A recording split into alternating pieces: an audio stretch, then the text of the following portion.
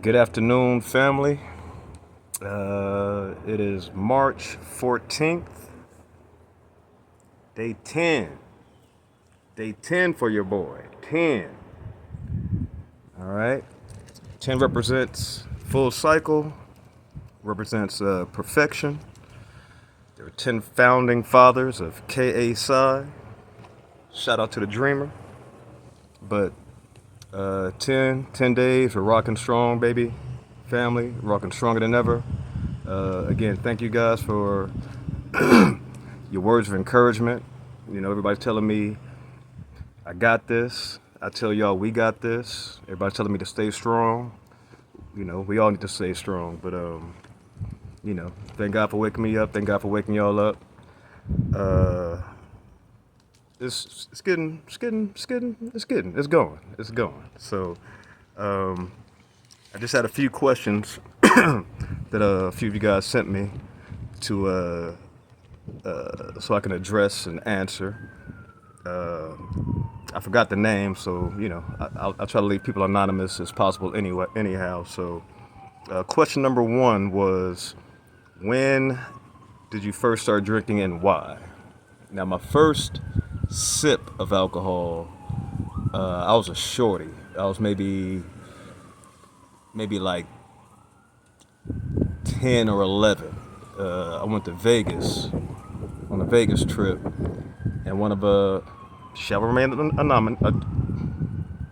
No names, but one of the older dudes we were with, you know, he used to drink, I think, like Bud Light or Budweiser, and he asked us if we wanted to sip. It was like me and a couple of my cousins. We were all around the same age, and we were like, yeah. We had a sip, and if y'all remember Menace to Society, when OG Bobby Johnson gave Kane that 40, he was like, it tastes like piss. Yeah, straight up, tastes like piss. I was like, this is not for me. I didn't start drinking until my second year of college. Why? Because I thought I was grown already. I was what, 18, 19. You know, I had my own apartment. I had my car. I'm in college. I'm like, I'm grown. I'm doing what grown people do. I'm paying bills. You know, I'm pretty much independent. Yeah, so started drinking, thinking that, you know, that's what grown-ups do. Nah.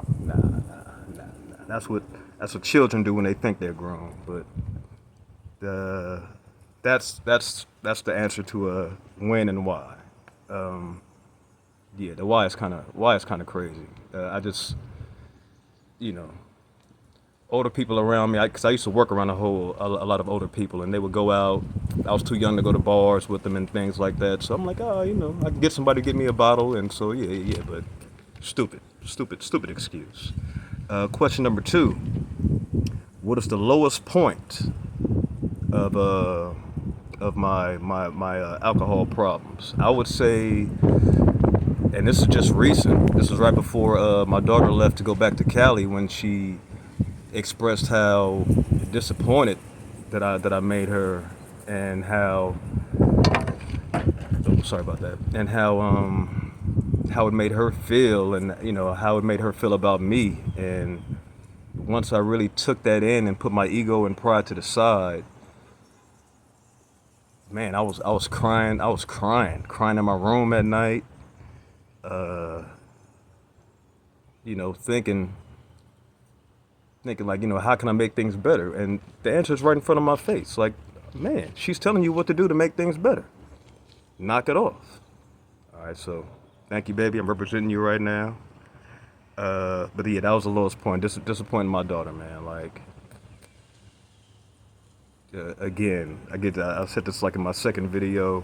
Last thing I ever want to do. So, shout out to you, baby. Question number three: what's most difficult for me right now? I was just talking to a friend of mine just a few minutes ago. She accidentally called me, but it was a great conversation. What's most difficult for me right now is, it's like the only thing that's on my mind. meaning that it's mental. It's, when I was drinking. Oh, my bad. The wind is cracking out here right now. But when I was drinking, like I wouldn't even think about drinking really because it was I can get it at any time. It was at my convenience. Everybody around me was drinking, so it was never even a thought. But now that I'm not,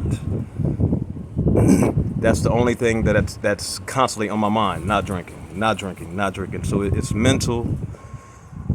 It's probably one of the toughest things to get over is to not think about it. It's I need to turn it into a more of what do they call it? A muscle memory, or I forgot the exact term, but it's not that I want to drink. I want to drink. It's more that no, don't drink. You better not drink. And I don't even like to have those thoughts, even though it's positive. But I guess for lack of better words, alcohol is still on my mind, still on my brain, whether not to do it or to do it. My bad, yo. It's wasp out here, and they're disrespectful. But yeah, that's the most difficult thing right now. That's question number 3. Question number 4: most embarrassing moment. My most embarrassing moment. This goes back to Bakersfield as well. I used to work at that time. It was the only gentlemen's club, I'll say, in Bakersfield. Deja Vu. I worked as a security slash cashier, and it was one year on Halloween. Me and my roommate at the time, you know who you are, but we went through in record time. We went through just like a bottle of something, some kind of brandy or something like that. My dumb self got behind the wheel, went to work, and that's pretty much the last thing I remember. I blacked out. From what I was told, it's crazy when you got to hear stories about what you did and you don't remember a thing about it. But I'll just acting a fool, acting a fool. Just at that point, me is no longer in control. It's all that poison I put in my body. That's what's having me function and everything. So I woke up the next day in my bed. Somebody gave me a ride. I do remember that. But the embarrassing part was don't remember anything about it. I ended up getting fired from that job because of whatever I did. And that was probably the most. I have a lot of embarrassing moments, but that one right there takes the cake. That was number 4. Question number 5 is alcoholism hereditary? To my knowledge, no, it's not. My dad would say that he used to drink. I'm not sure if he was a heavy drinker, like I was, but the way he tells me, it came to a point where he pretty much said enough is enough. He went to God, and since then it's been just removed from from completely from his body, from his mind, from his spirit. And this was probably before I was even born. So, to my knowledge, I don't think it's hereditary. I don't have family members that are like, I have family members that drink and everything. But again, like alcoholism and rehab, and I think I'm the only one that's caught DUI cases and had like battles like that. So. To my knowledge, no, it's not hereditary. Again, it's a beautiful day. Well, hopefully out there, wherever you are, it's a beautiful day. But those are the 5 questions that I had. Hopefully this answers the questions. If you have any more questions for me, let me know. Comment, message me, text me, call me if you have my number or anything like that. But everything's gonna be all right. I got a few hours before I go to my second job, and I'm looking forward to that. Looking forward to hearing from you guys and talking to you guys later on. Much love. Y'all stay strong. Y'all be encouraged. And again, fam, we got this, man. I love y'all. Peace.